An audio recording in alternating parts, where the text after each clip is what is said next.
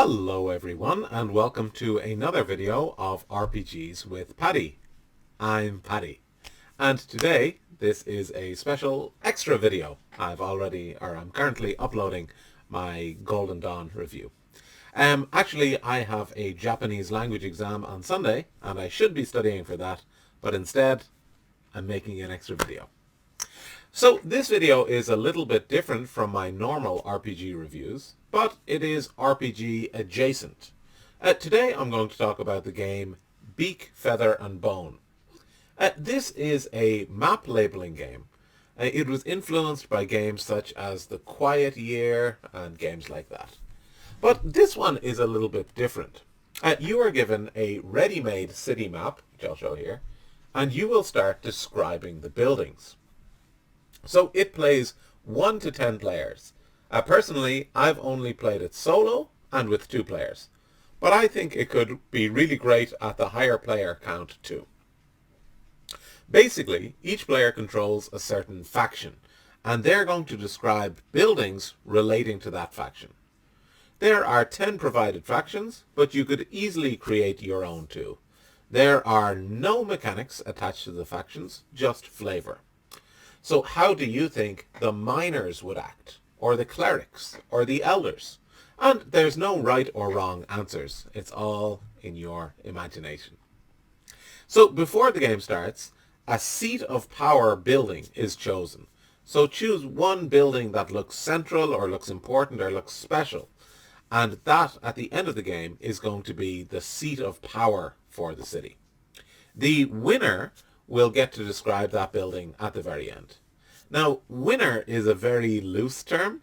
The game is a cooperative storytelling game where you're building up the city from the viewpoints of different factions. So really everyone's a winner. But the gameplay itself is very, very simple. Draw a regular playing card and look at the suit. You will choose a building on the map to fulfill this purpose for your faction. If it is a heart, the building should have a social purpose. If it's a diamond, the building should have a financial purpose. If it's a club, the building should have a future purpose. And if it's a spade, it should have a past purpose. So with the purpose in mind and your faction in mind, you will color in the building on the map in your faction's color. Next, you will write down some information about the building on a note card. You will describe its beak, feather, and bone. So the name of the game. Beak is what people say about this building, what its reputation is. Feather is what the building looks like. And bone is what is actually happening inside the building. This can be the same as what people say, or it can be different. Completely your choice. The number on the card is used at the end to calculate the winner. The person with the highest total gets to describe the seat of power. And ace is 1, 2, 3, 4, 5, 6, 7, 8, 9, 10. If you get a face card, so a jack, a queen, or a king, it's worth 0 points. But you also get to describe a rival in that situation. So you will come up with a named character from a different faction who has something against this building or what goes on there.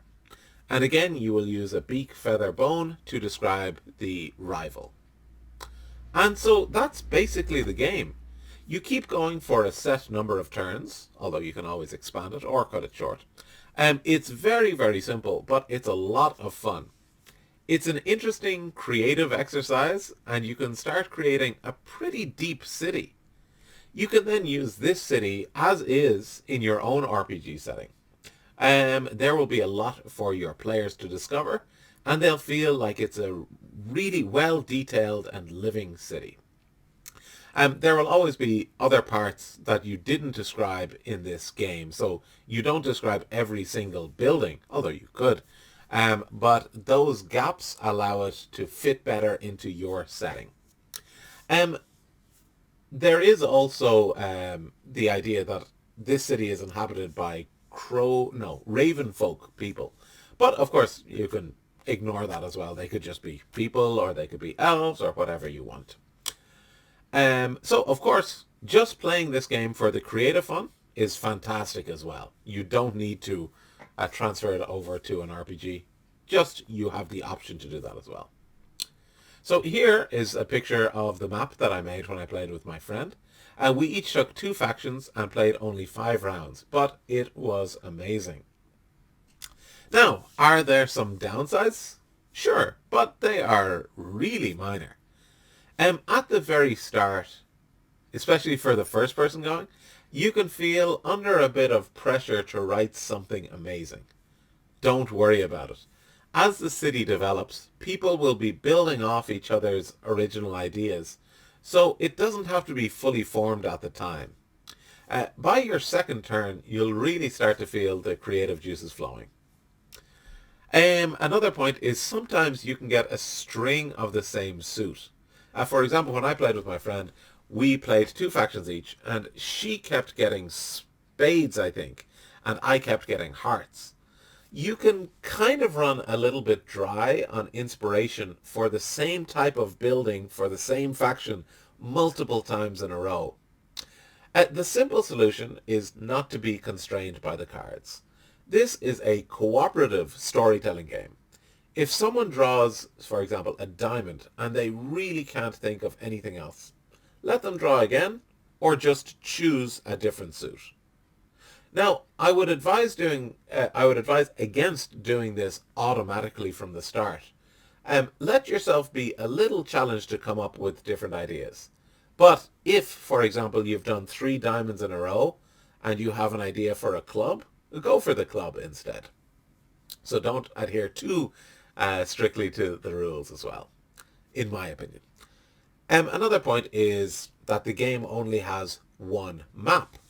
Actually, I think this is not a problem, as there are lots of different buildings, and with the different arrangements of factions in each game run by different players, it will lead to a lot of uniqueness. And actually, thanks to a recent Kickstarter, which I was lucky enough to back, called Claw Atlas, they released an additional 10 maps and a few additional rules. You will definitely not run out of ideas for many, many, many games. And another idea I had to increase the replayability was that players could rotate the factions every round or every other round. That way, each person's ideas would represent different personalities within each faction and the potential power struggle that that could create. For example, if you have a thieves guild, and I'm controlling the thieves, I might have a certain direction where I want the thieves guild to go. But then after 1 or 2 rounds, it gets passed around to someone else, and they maybe want to take it in a slightly different direction, or they just have other ideas.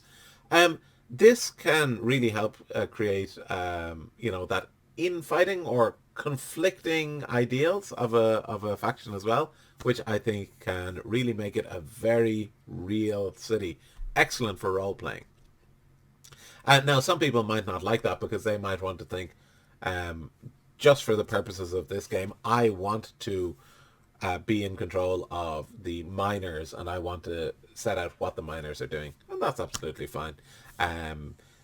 Yeah, totally up to you. So I think that's all of the negatives that I have. It is a great game and you should definitely try it. It works great solo and it's quite meditative. It's a nice, relaxing exercise. But if you play it with others, it can be great fun too. When you're playing with others, it's kind of like solo play because a lot of the time you're just kind of writing down your ideas. But then you can be influenced by the creativity of the others around you as well. If you have ever played The Quiet Year and enjoyed it, I highly recommend you try out Beak, Feather and Bone. It is excellent. If you have already played this game, you might want to also check out the map drawing games Ex Umbra and Ex Novo, which I will do reviews for in the future. Ex Novo is kind of mapping out a certain area, like a larger, like a peninsula or something like that. And Ex Umbra is used to kind of generate dungeons. But yeah, both excellent. So the conclusion of the video, play Beak, Feather and Bone and you'll really enjoy it. Okay, so that is the end of the video. If you enjoyed it, don't forget to like and subscribe, and I will see you next time. Bye.